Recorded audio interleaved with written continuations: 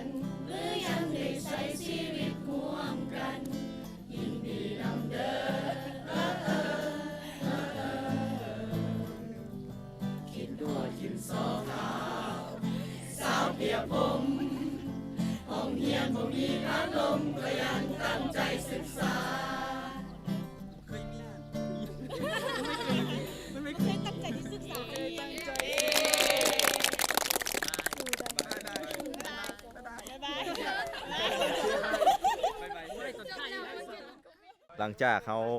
ถ่ายตอนเศร้าโรงเรียนจบไปแล้วเนาะแต่ตอนนี้กลับมาต่ออยู่ในมาต่ออยู่นอกสถานที่ซึ่งเป็นเดินกอล์ฟข้างสนามกีฬาเนาะว้าวนี่เป็นแก๊งผู้สาวกำลังไปเที่ยวมาเที่ยวสนามกอล์ฟ